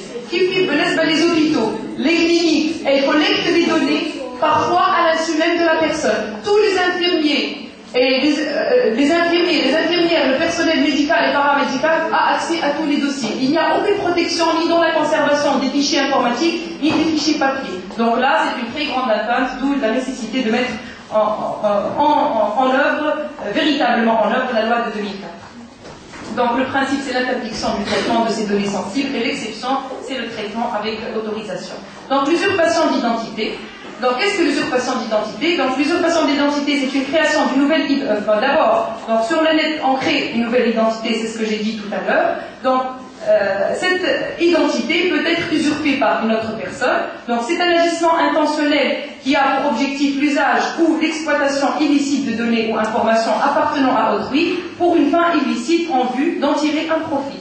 Dans quelques manifestations, le piratage ou encore la technique du phishing ou du hameçonnage, donc qui permettent de collecter les données et de s'introduire sur une page web ou sur un réseau social en donnant l'impression que vous êtes Monsieur X alors que vous êtes Monsieur Y. Donc vous vous introduisez à travers l'identité d'une autre personne et là aussi c'est une atteinte au droit à l'identité. Enfin, le droit à l'image qui est un droit considéré comme l'une des composantes récentes d'une des composantes récentes de la vie privée, qui a fait couler beaucoup d'encre en doctrine et aussi en jurisprudence, même en jurisprudence tunisienne, je citerai un exemple tout à l'heure. Donc le droit à l'image est une composante de la vie privée. Donc l'image, c'est pas seulement l'image papier, donc ça peut soit porter sur la photographie de la personne, soit sa notoriété, son image de marque, sa réputation. Bon, là, puisqu'on est en train d'étudier la vie privée, ça concerne les personnes physiques, mais ça peut aussi toucher la notoriété des entreprises, parce qu'il y a tout un commerce en ligne qui se développe. Donc l'article 30 de la loi de 2004 interdit l'usage des données personnelles à des fins publicitaires, sauf consentement express de la personne concernée. Bon, la jurisprudence tunisienne a eu l'occasion de se prononcer sur la protection du droit à l'image. Par contre, elle ne s'est pas prononcée sur sa protection sur le net. C'est-à-dire, elle a reconnu le droit à l'image en tant que composante de la vie privée et par conséquent que toute il a dit le jugement, donc tout jugement de tribunal de première instance de Tunis 27 octobre 2005, donc toute reproduction ou publication d'une image d'une personne à son insu pour des fins publicitaires doit être retirée parce qu'il faut qu'il y ait absolument une autorisation de la personne concernée et son consentement. Donc les atteintes au secret des correspondances et à la réputation de la personne, donc là on n'a quelques problèmes juridiques qui vont être posés parce que dans un monde dématérialisé, on n'a pas de papier, on n'a pas de correspondance papier, donc on va se poser la question sur le renouveau, ou si vous voulez, le renouvellement et l'extension et l'élargissement de ces notions classiques qui se trouvent dans le code pénal à travers le cyberespace. Donc, atteinte au secret des correspondances. Les correspondances, c'est le courrier électronique essentiellement, ou ce qu'on appelle l'electronic mail, email, et les communications téléphoniques à travers, par exemple, le Skype. Donc ça, c'est une correspondance privée. Donc la valeur juridique de l'email, c'est ça la question. Donc c'est une correspondance privée, malheureusement, je n'ai pas retrouvé de jurisprudence tunisienne sur la question. Par contre, la jurisprudence française s'est prononcée en 2000, la Cour de cassation française, et elle a considéré que l'email est une correspondance privée, et par conséquent, comme Madame Myriam l'a déjà expliqué ce matin, ça a posé un problème quant au rapport employeur-employé dans l'intervention donc de l'employeur pour consulter les mails ou la boîte mail de son employé. Et là, la jurisprudence française en février 2013 s'est aussi prononcée encore une fois, maintenant sa même position, considérant que l'email est une correspondance privée et que toute ouverture à l'insu ou sans consentement constitue une violation des correspondances. Donc, l'email, c'est une petite interprétation, je l'ai considéré comme un document électronique, du moment que l'article 453 bis CEC, lorsqu'il comporte une signature électronique et il est archivé sur un support électronique, il considère que le document fait foi, et c'est un moyen de preuve, mais il ne vaut que comme un acte sous seing privé. Donc, toute interception, donc maintenant on arrive aux communications, donc par exemple la communication via Skype. Donc, toute interception ou diffusion du contenu d'une communication est interdite et porte atteinte à la confidentialité et au respect de la vie privée. Elle est sanctionnée par les dispositions de l'article 85 et 86 aussi du Code des télécommunications. Quant aux atteintes à la réputation de la personne, donc il n'y a pas un texte spécifique aux atteintes à la réputation de la personne sur la toile ou dans le cyberespace. Par contre, il y a des dispositions éparpillées à travers le code pénal, à travers le décret-loi, le fameux décret-loi 115 de novembre 2011 relative à la liberté de la presse. Donc on retrouve la diffamation à l'article 245 du code pénal. Donc les éléments constitutifs de cette infraction, c'est l'allégation d'un fait précis, la mise en cause d'une personne déterminée qui, même si elle n'est pas expressément nommée, peut être clairement identifiée, une atteinte à l'honneur ou à la considération et le caractère public de la diffamation. Donc l'article 57 du décret-loi aussi considère comme injure toute expression portant atteinte à la dignité, terme de mépris ou insulte, ne comporte pas l'imputation de quelque chose de précis. Donc, mais on reviendra tout à l'heure à ce décret-loi pour dire que c'est un texte spécial qui ne concerne que la presse. Donc ces atteintes à l'honneur constituent une menace à la vie privée des personnes physiques, des utilisateurs peuvent en abuser de leur usage de l'Internet, ou bien ça peut être à l'origine d'un agissement de la part des entités professionnelles, par exemple un journal en ligne. Donc d'où le problème de la responsabilité du contenu diffamatoire. Les sanctions aux atteintes à la vie privée dans le cyberespace, et j'en arrive là à la dernière partie. Donc la réparation du dommage, responsabilité civile, et par la suite je finis ou je termine avec la responsabilité pénale. Donc pas de texte spécial, donc faute de spécial, on revient en général, et c'est le Code des obligations et des contrats qui est d'un grand secours dans la majorité des cas de la responsabilité civile, 82 et 83, responsabilité donc délictuelle. Et on a aussi des textes, quelques textes spéciaux. L'article 20, paragraphe 3 de la loi de 2004, le responsable du traitement et le sous-traitant engagent leur responsabilité civile en cas de violation des dispositions de la présente loi. Responsabilité civile engagée pour toute personne physique ou morale qui réalise l'une des opérations de traitement. Toute personne physique ou morale qui sous-traite les opérations de traitement à des données de caractère personnel. Et j'ouvre une petite parenthèse pour dire que la responsabilité est exclusivement ouverte à l'encontre des entreprises privées qui traitent les données personnelles, à l'exclusion des entreprises publiques qui ont une autorisation de le faire, même parfois à l'insu. Donc il y a une faille dans la loi de 2004 parce qu'il n'y a pas de responsabilité concernant les personnes morales de droit public ou les établissements publics. Donc il faut revoir la loi sur ce point-là. Donc la responsabilité contractuelle, quand est-ce qu'on a une responsabilité contractuelle du contenu ou de l'interdiction de s'interférer dans un message ou dans un mail, lorsqu'on est relié avec un fournisseur d'accès Internet ou un fournisseur de services, disons, de communication, donc on est relié avec un contrat. Et là, on se situe dans le cadre d'un rapport contractuel, on doit respecter les clauses contractuelles et le fournisseur d'accès est tenu par l'arrêté du ministre des Télécommunications, par une obligation de confidentialité, le décret-loi, l'arrêté du ministre des Télécommunications du 22 mars 1997, donc qui permet d'asseoir cette responsabilité et le soumet à une obligation de confidentialité. Donc, je peux avoir encore 5 minutes. Donc, trois situations peuvent se présenter. Donc, soit il y a une appropriation des tiers des données personnelles à l'insu du fournisseur de service, et là, le fournisseur doit prouver qu'il a respecté son obligation de diligence et fait le nécessaire pour repousser cette infraction. Deuxièmement, le traitement des données à caractère personnel par le biais des employés du fournisseur. On a un fournisseur d'accès, on a des employés. Les employés, ils ont divulgué ces données personnelles. Donc, est-ce qu'il est responsable ou pas? On peut trouver une solution. Dans le Code des obligations et des contrats, la responsabilité du préposé. Ce sont de simples suggestions.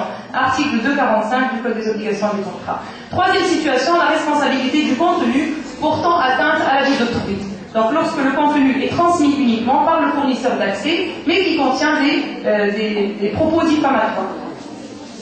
Donc, dans ce cas-là, ça pose un problème aussi quant à l'obligation de diligence. Donc, les sanctions pénales, enfin je termine. Donc, les sanctions pénales, on les retrouve aussi dans des textes, je n'ai cité que les textes les plus importants. Donc, la loi de 2004, le code pénal, le décret-loi numéro 115 et aussi le code des télécommunications, articles 85 et 86. Donc la loi de 2004, vous allez retrouver les sanctions dans les articles 86 à 103 et le code pénal, les articles les plus importants, 172, 199 bis, 199 ter et 253, 254 que je ne citerai pas, mais pour lesquels parce que vous avez tous le code pénal, donc je ne citerai pas, vous allez les lire très attentivement et vous allez remarquer que ces textes ne concernent pas le cyberespace, qu'il y a des difficultés en pratique pour les tribunaux et pour les procureurs de faire passer une action ou une infraction qui s'est passée sur Internet, de la qualifier et de la faire passer en se fondant sur les dispositions des articles 199, 172, parce que le monde virtuel est un monde dématérialisé, donc on ne peut pas coller ce qui est matériel sur un monde immatériel. Donc il faut des textes propres au cyberespace. Donc, je finirai par le décret-loi de 2011, 115. Donc ce décret-loi prévoit que dans son article 50, la responsabilité et des sanctions pénales pour tout acte diffamatoire et d'injure par discours ou par moyen d'imprimer ou de photo, ou encore à la fin il prévoit tout autre moyen d'information audiovisuelle ou électronique. Et là, il est parfaitement applicable au monde cybernétique, au l'espace cybernétique, mais le problème c'est qu'il est propre aux journalistes qui font de la presse en ligne. Donc il n'y a aucun texte spécial. On ne peut pas invoquer donc ce texte qu'à l'encontre des professionnels de la presse. Et je vous ai fait un fond d'écran, merci pour votre attention, un fond d'écran en rose pour voir la vie en rose.